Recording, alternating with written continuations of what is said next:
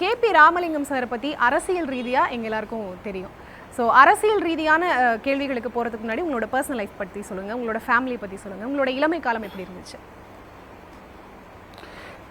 என்னுடைய இளமை காலம் ஒரு விவசாய குடும்பத்தை சார்ந்தவருடைய குடும்பத்தில் எப்படி சாதாரணமாக இருக்குமோ அப்படித்தான். ஆனால் என்னுடைய பாட்டனார், என்னுடைய அப்பாவுடைய அப்பா, எங்களுடைய கிராமத்தினுடைய மனையக்காரர், அப்போ முன்ஷிப்பு, அதாவது அந்த காலத்திலே பிரிட்டிஷ் பீரியடில் அவர் மனையக்காரராக இருந்தார்.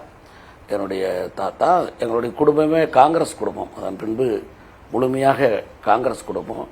எங்களுடைய பெரியப்பா சன்ராய கவுண்டர், டிஎம் காளியண்ண கவுண்டர் போன்றவர்களெல்லாம் காங்கிரஸிலே பெருந்தலைவர் காமராஜரோடு மிகுந்த நெருக்கமோடு இருந்த குடும்பம்.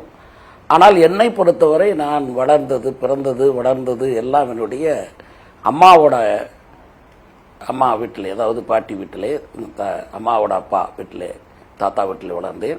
அந்த குடும்பம் முழுமையாக திராவிட முன்னேற்ற கழகத்தை சார்ந்த குடும்பம், திமுக குடும்பம்.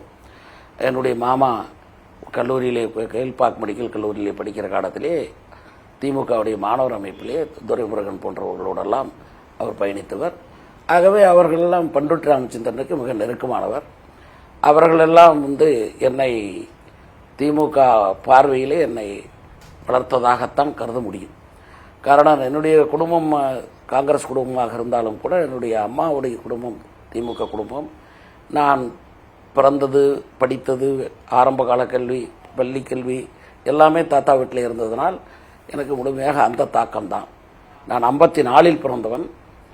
ஒரு 8 வயது சிறுவனாக இருக்கிற போதே 62 சட்டமன்ற தேர்தல் வந்தபோது அதில் மாலை நேரத்திலே அவர்களெல்லாம் கொடி பிடித்து கொண்டு ஓட்டுக்கு போவார்கள். ஒரு மெகாபோனை கையில் பிடித்து கொண்டு பசங்களை அழைத்துக்கிட்டு போய் அன்னைக்கே கொடியை தூக்கிட்டேன். நான் திமுக கொடி முட்டாய்க்காக தூக்குனது. அது என்ன பெரிய அரசியல் ஈடுபாட்டால் தூக்குனது சொல்ல முடியாது. போயிட்டு ஒரு வீதி சுற்றி விட்டு வந்துட்டா உடனே முட்டாய் கொடுப்பாங்க, 4 முட்டாய் 5 முட்டாய் கொடுப்பாங்க. அந்த முட்டாய் வாங்கிறதுக்காக அது வீதி சுற்றி அன்றைக்கு தூக்கிய திமுக கொடி. அதனால் அது தொடர்ந்தது. ஆக பல்வேறு நிலைகளிலே தொடர்ந்தது. நானுடைய கல்லூரி காலத்திலே, அதற்கு பின்பு கல்லூரிக்கு நான் வந்தபோது கல்லூரியில எல்லாம் எம்ஜிஆர் எல்லாம் சந்தித்தது. அதில் நிறைய விவகாரங்கள் இருக்குது.